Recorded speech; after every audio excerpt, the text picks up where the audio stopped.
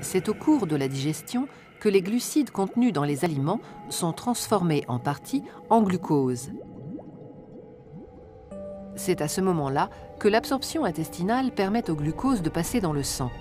Sa concentration moyenne, qu'on appelle glycémie, est de l'ordre de 1 g par litre de sang.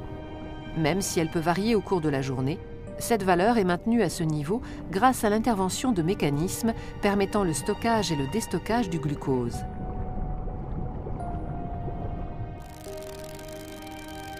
Car le glucose, source ou réserve d'énergie, est le carburant de nos cellules, nécessaire à leur fonctionnement.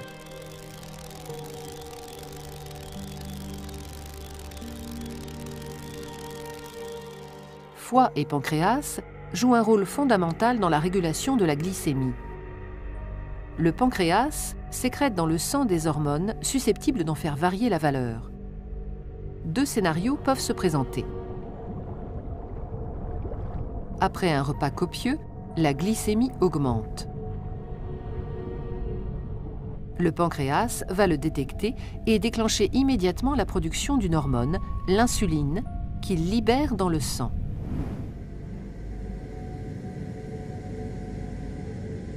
L'insuline, c'est la petite clé qui permettra au glucose de pénétrer dans la plupart des cellules de l'organisme qui en ont besoin pour fonctionner.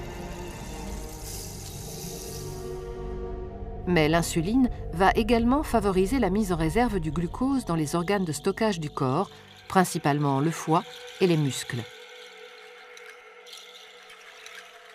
L'ensemble de ces mécanismes tend à s'opposer à la hausse excessive de la glycémie dont souffrent les diabétiques.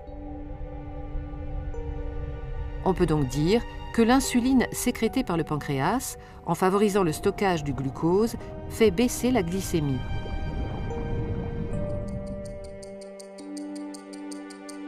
Voyons maintenant ce qui se passe dans le cas contraire, après un jeûne prolongé.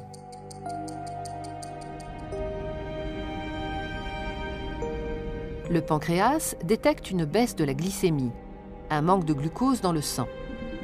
Il se met alors à sécréter une autre hormone, le glucagon, dont l'effet principal est de stimuler la libération du glucose stocké dans les cellules du foie.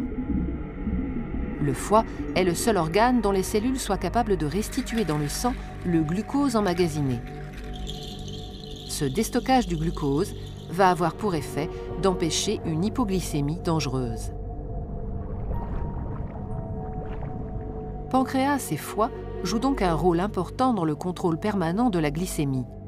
Ce contrôle suppose un équilibre satisfaisant entre les 2 hormones antagonistes sécrétées par le pancréas et une gestion fine du stockage-déstockage du glucose dans le foie.